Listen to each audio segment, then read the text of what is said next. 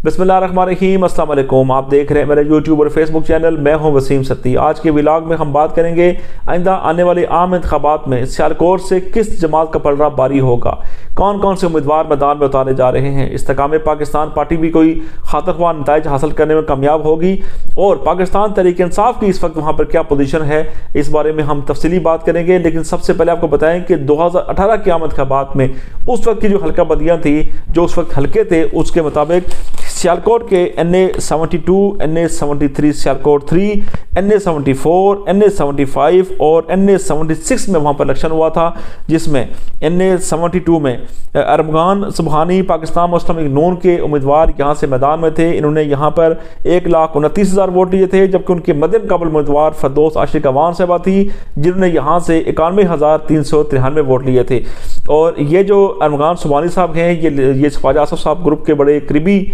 उनके समझे जाते हैं, उस ग्रुप के बड़े आम जो है वो रुकन समझे जाते हैं। और इन इंतखाबात में पाकिस्तान तहरीक इंसाफ को शिकस्त का सामना करना पड़ा था। फरदौस आशिक अवान साहबा ने जो है वो अपनी किस्मत आजमाई थी, लेकिन वो कामयाब ना हो सकी। इस बार इस हल्के की पोजीशन ये है कि यहाँ से फरदौस आशिक अवान साहबा इस्तेकाम पाकिस्तान पार्टी में जा चुकी हैं और इस्तेकाम पाकिस्तान पार्टी जो है वो जब उनकी मुस्लिम लीग नून के साथ जो मीटिंग जो चल रही है, उसमें वो डिमांड कर चुकी है कि इस हल्के से फरदौस आशिक अवान साहबा के लिए जो है वो मैदान खाली छोड़ा जाए। लेकिन एक तरफ इस्तेकाम पाकिस्तान पार्टी की ये ख्वाहिश, दूसरी जानिब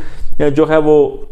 ख्वाजा आसिफ साहब जो है वो डट के खड़े हैं और वो अपने जो उम्मीदवार जो हैं, अपने जो करीबी साथी जो हैं, उनके हवाले से उनका वाज़ेह मौक़िफ़ है कि यहाँ से उनको किसी सूरत में विड्रॉ नहीं किया जा सकता। लेकिन अगर थोड़ा सा क्रिटिकल अंदाज में अगर इसका एनालिसिस किया जाए तो यहाँ से फरदौस आशिक अवान साहबा ये सीट्स अगर अपनी ज़ाती हैसियत में या इस्तेकाम पाकिस्तान पार्टी की हैसियत से अगर वो इंतखाबात में जाती हैं तो वो सीट्स खाती नज़र आ रही हैं। अगर मुस्लिम लीग नून अपना उम्मीदवार अगर विड्रा कर दे तो फरदौस आशिक अवान साहबा ये सीट जीतने में कामयाब हो जाएंगी। और अगर पाकिस्तान तहरीक इंसाफ अगर अपना मजबूत से मजबूत कैंडिडेट अगर मैदान में उतारेगी, उसके बावजूद पाकिस्तान तहरीक इंसाफ के लिए मुश्किलात इस हल्के में हैं।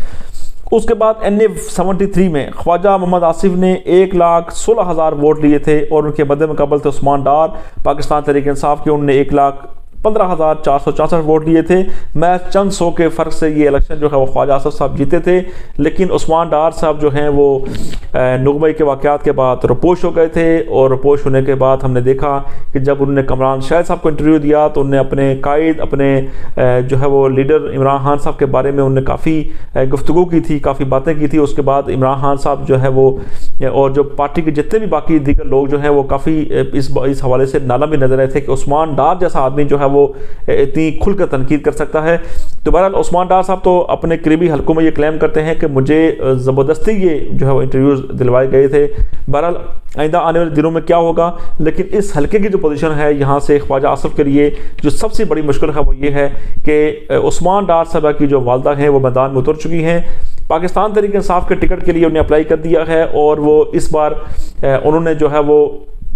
इस बात का तहैया कर रखा है कि उन्होंने ख्वाजा आसिफ का ना सिर्फ मुकाबला करना है, बल्कि उन्होंने इस हल्के में जो है वो ख्वाजा आसिफ को शिकस्त से दो चार करना है। इसके लिए उनके बेटे जो है वो भी मैदान में उतर चुके हैं, उस्मान डार। उन्होंने जो है चंद दिन पहले एक प्रेस कॉन्फ्रेंस की थी और उस प्रेस कॉन्फ्रेंस में उन्होंने वाज़ेह तौर पर यह कहा था कि जब उनकी वालदा के घर जब रेड हुआ था, पुलिस गई थी, उन्हें तोड़ फोड़ की थी, तो उन्होंने वाज़ेह तौर पर यह ऐलान किया था कि उस्मान डार ने जो है वो इलेक्शन न लड़ने का फैसला किया है, इलेक्शन से दस्तबरदारी का फैसला किया है, उनकी वालदा ने नहीं। लिहाजा वो अपनी वालदा के इलेक्शन कंपेन चलाएंगे। तो इस वक्त पाकिस्तान तहरीक इंसाफ के टिकट का वो इंतज़ार कर रही हैं उस्मान डार की वालदा। अगर पाकिस्तान तहरीक इंसाफ ने उनकी वालदा को टिकट जारी किया तो यहाँ से ख्वाजा आसिफ साहब के लिए एक मुश्किल इम्तहान होगा, एक मुश्किल मरला होगा और इलेक्शन जो है वो यहाँ से ख्वाजा आसिफ साहब जीते हुए नज़र नहीं आएंगे। लेकिन अगर उनको पाकिस्तान तहरीक इंसाफ उस्मान डार की वालदा को टिकट नहीं देती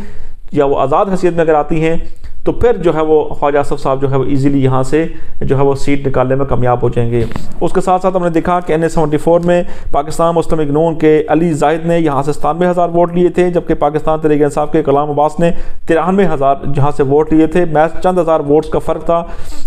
TLP यहाँ पर काफ़ी इफेक्टिव साबित हुई थी, उन्होंने यहाँ से 34,000 वोट लिए थे। लेकिन अब यहाँ पर सूरत ये है कि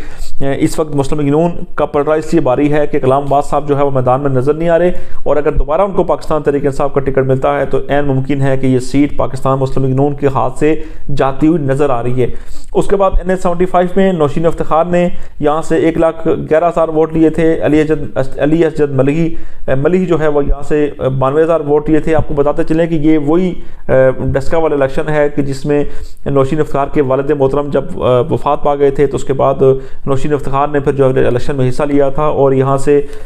جو ROs کو جو ریٹرننگ آفیسرز تھے ان کو بھی یہاں پر اغوا کرنے کے جو کیسز سامنے آئے تھے اور پاکستان تحریک انصاف کے اوپر یہ کافی الزام لگایا گیا تھا. پاکستان تحریک انصاف نے پوری پنجاب کی مشینری یہاں پر استعمال کی تھی لیکن یہ الیکشن پھر بھی جتنے میں کامیاب نہیں ہوئے تھے. اس کے بعد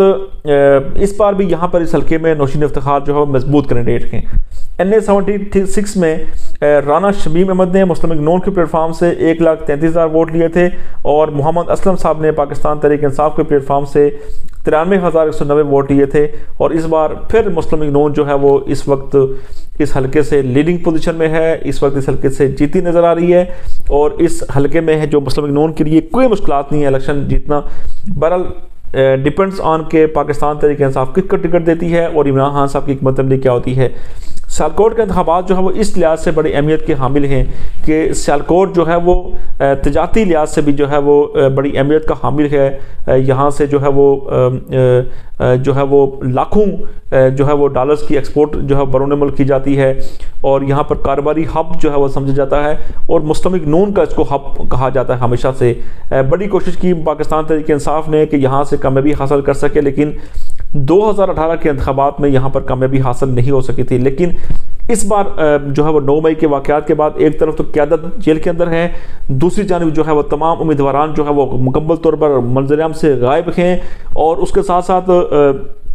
ایک سب سے بڑی مشکل یہ ہے کہ جو ان کے عام جو لوگ تھے, جو تنظیمی سیٹ اپ کے جو لوگ تھے, عثمان ڈار ہو گئے, ان کے بھائی عمر ڈار ہو گئے اور باقی جو لوگ تھے وہ سب جو ہے وہ ان میں سے عثمان ڈار تو پارٹی چھوڑ چکے ہیں, سیاست سے دستبرداری کا اعلان کر چکے ہیں, جبکہ باقی جو لوگ ہیں وہ بھی منظر عام سے غائب ہیں. تو اس لیے پاکستان تحریک انصاف کے لیے یہاں سے کافی مشکلات کا سامنا ہے. لیکن عثمان ڈار کی جو سیٹ تھی, خواجہ اصف صاحب کی جو سیٹ تھی, وہاں سے اگر پاکستان تحریک انصاف نے